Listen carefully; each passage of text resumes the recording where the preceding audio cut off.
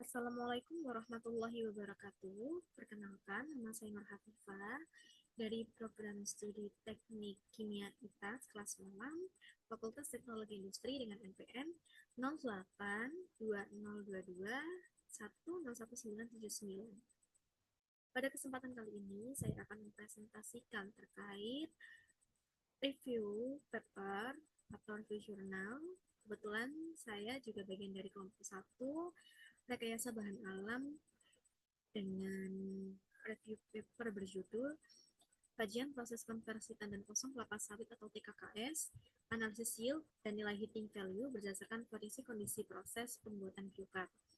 Dengan dosen pengampu Dr. Eka Cahya Mulyawati, SSIMP.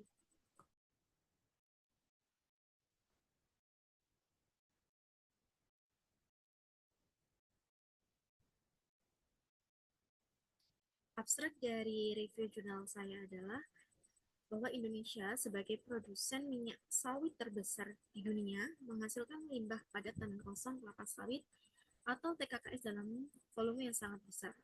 Jadi pemanfaatan TKKS ini menjadi biochar melalui proses termokimia seperti pirolisis merupakan solusi berkelanjutan. Jadi kajian literatur ini menganalisis pengaruh variasi kondisi proses terhadap yield dan nilai kalor atau heating value atau HHV biochar dari TKKS. Hasil analisis dari 31 jurnal ilmiah dari tahun 2021 sampai dengan 2025 menunjukkan bahwa kondisi proses, terutama suhu, secara signifikan mempengaruhi yield dan HHV biochar. Yield biochar berkisar antara 27,02% hingga 90,16%, dengan yield tertinggi umumnya diperoleh pada suhu pirolisis rendah, yakni 200 hingga 400 derajat Celcius, dan daya microwave rendah 450. Sebaliknya, HHV biochar cenderung meningkat dengan naiknya suhu proses mencapai nilai tertinggi lebih dari 30 mg per kg pada suhu pirolisis tinggi lebih dari 700 derajat Celcius atau melalui proses torefaksi mekanis. Jadi untuk metode riset yang saya gunakan di sini adalah studi pustaka atau literatur review dengan mengkaji berbagai jurnal ilmiah nasional dan internasional yang membahas produksi biochar dari TKKS dengan berbagai metode dan pengembangan teknologi. Sebanyak 31 literatur primer terpilih yang memenuhi kriteria kemudian dikumpulkan, dianalisis, dan disintesis untuk mengidentifikasi hubungan antara variasi kondisi proses seperti metode, suhu, waktu, dan lain sebagainya dengan kinerja yield dan HV biochar. Tujuannya adalah untuk mendapatkan pemahaman yang mendalam dan komprehensif mengenai strategi optimasi produksi biochar dari TKKS. Untuk bahan baku TKKS sendiri, yakni seluruh bagian tandan kosong setelah pemisahan buah, kemudian dapat dalam bentuk serat, pelet, atau langsung sebagai biomasa utuh. Jadi tidak memerlukan pemisahan bagian tertentu dengan komponen utama selulosa, lignin, dan hemiselulosa, dan kandungan seperti ogen, PK, dan NG atau magnesium.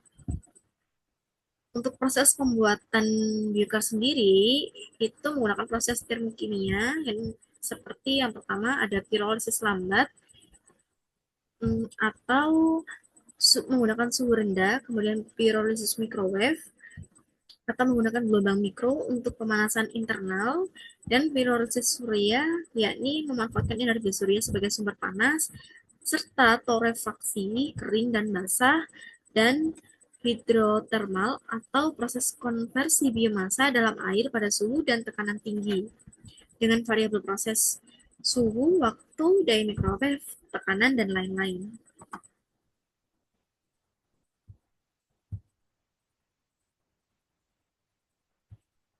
Karakteristik biochar dari TKKS sendiri yakni terdapat bentuk seperti padatan berpori dan kaya karbon dengan karakteristik utama yakni yield dan heating value-nya. Untuk yieldnya ya sekitar 27,02 sampai 90,16% dan heating value-nya 16,86 sampai 31,5 mg per kg dengan kualitas tergantung kondisi proses. Aplikasi biokar sendiri terdapat beberapa fungsi atau dapat diaplikasikan untuk beberapa kegunaan, seperti yang pertama pembenahan tanah, yakni dengan dapat meningkatkan kesuburan tanah. Kemudian dapat digunakan juga sebagai bahan bakar padat dengan nilai kalori yang tinggi, kemudian ada absorban polutan untuk air dan udara, serta dapat digunakan sebagai material penyangga katalis dan energi terbarukan, contohnya co-filling. Berikut merupakan grafik pembuatan biokar dari berbagai metode dalam paper review jurnal saya.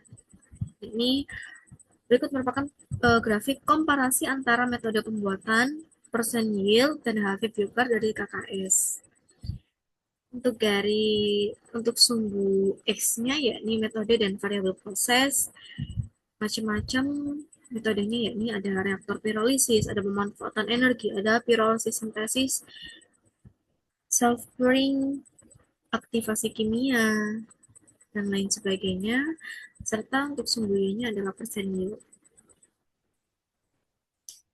Berdasarkan grafik tersebut, secara umum, yield biokar tertinggi ini diperoleh pada kondisi proses yang ringan atau suhu rendah, daya rendah, waktu singkat.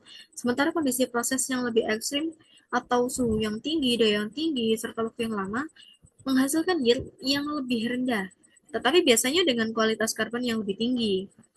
Nah, maka dari itu, pemilihan kondisi proses yang optimal ini sangat bergantung pada tujuan akhir aplikasi biokar.